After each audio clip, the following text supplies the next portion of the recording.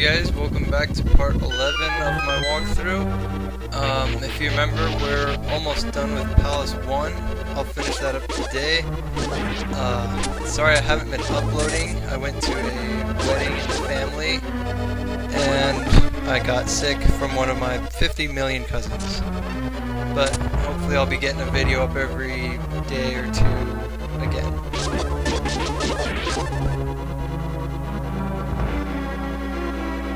Using the hammer is the key to killing these turtles. I don't know if I already talked about that. You'll have to kill each of them in this row to continue on.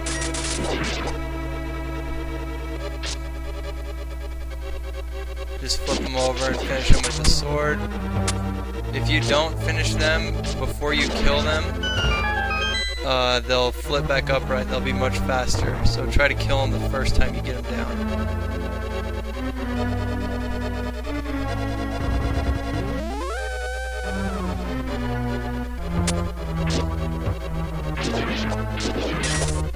And here we go to fight the boss. Once again, use the dungeon treasure, which is the hammer, to smash off his mask. And then phase 2 will start. Just stay up close to him, watch out for his tail.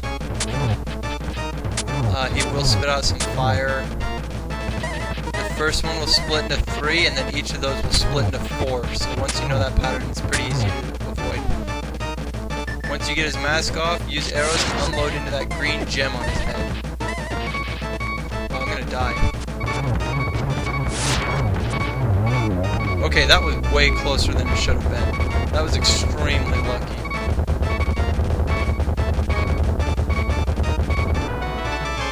And he explodes 40 million times, and you get your first diamond. Well done, guys. To be honest, I was expecting to die during this palace, so we're ahead of schedule.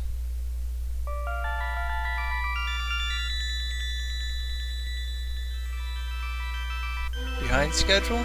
I don't know. And then she talks for about a half hour.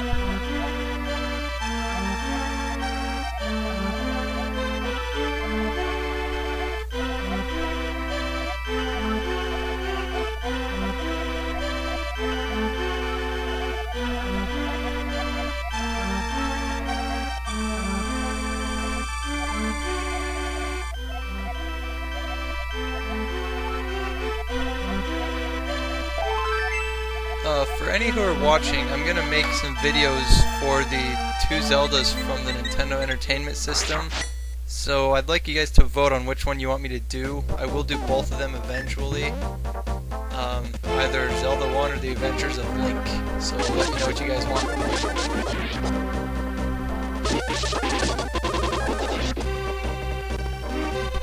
I don't know why it does that. It hasn't at any point up to the video besides now. Anyway, we'll just backtrack out of here. I think I'm going to cut right to the second palace. See how much of that I can get done in this segment.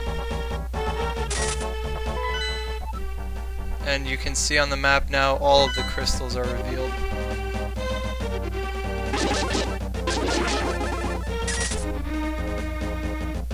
So we have 6 more palaces and Ganon's Tower. This is a good long game. I enjoy it.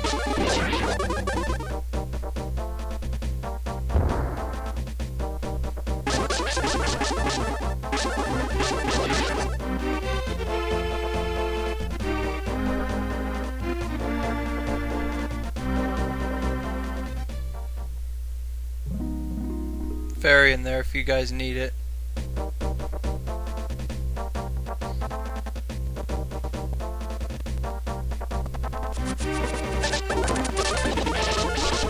Stop lagging.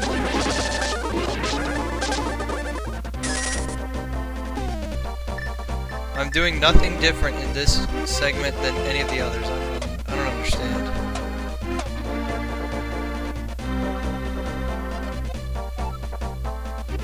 And apparently my house got turned into a bomb shop.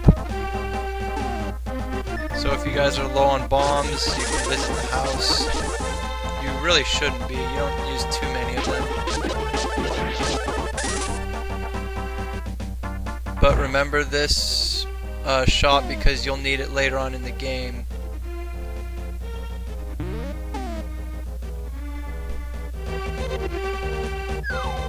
So I'm gonna just head down to the second palace, and I'm gonna take this opportunity to talk to you guys about the dark world and the light world. I don't know, existing as one, or I guess. Whatever you do in one world will affect the other world. This man should give you like 10 billion rupees. Anyway, it's like the page of a book. Like the light world is on one side, the dark world is on the other. And if you puncture a hole in one side, you'll be able to see it on the other side. Or if you write something on one side, you'll be able to see it vaguely on the other side. There's just money in those. So you'll see this at the entrance of Palace 2. That man is kicking my trash.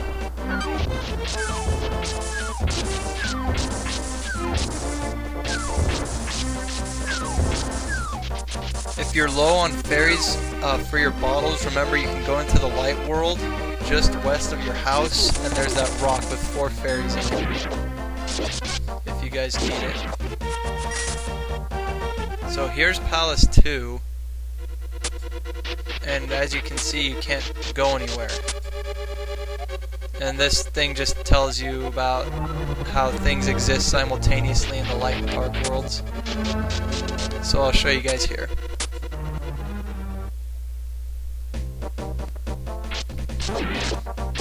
If you remember in the light world, if we go into that little station and pull the lever, the river fills up. I guess the inside of that thing fills up with water. And that's what we want in the dark world. So if we do it in the light world, then it will happen in the dark world. Pretty simple.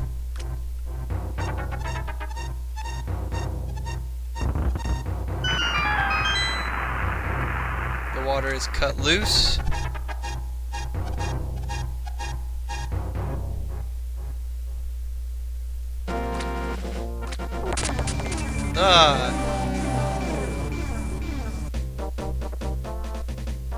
And then when we go in here, there's water running through it now.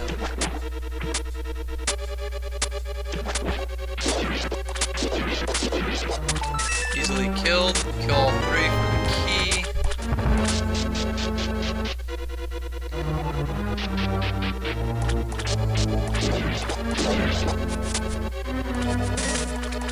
This is a pretty straightforward dungeon. I'll probably die once or so in here. We'll see.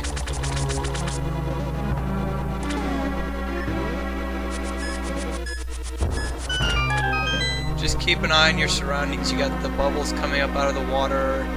There's the flame guys that shoot stuff at you. And now slimes come out of the floor every now and again. So just be wary of your surroundings, and you should be fine. Whenever you swing your sword in this room, you can see that little turret in the center. It'll shoot fire.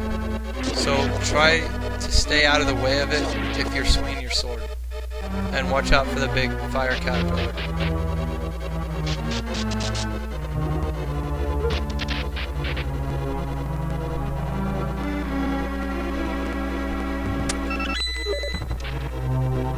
That skipping is starting to get on my nerves.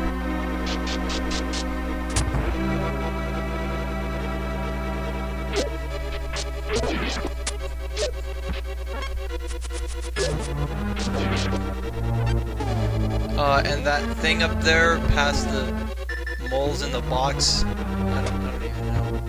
That'll fill up the place with water. And whenever you see one, you'll probably want to push it.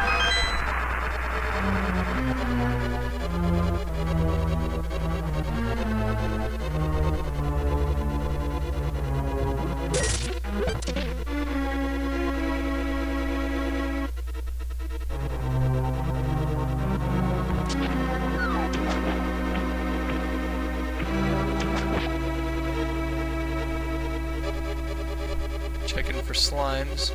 They're a pretty good source of hearts.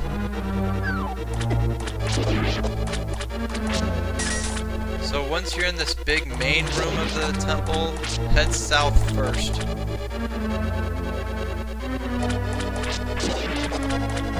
And circle around this way. Watch out for the things that come out of the walls. This temple is really all about keeping track of your surroundings and where everything's at. And if you can do that, you'll do fine. There's a few water puzzles in here, but I'm gonna end the segment here, guys. Stay tuned.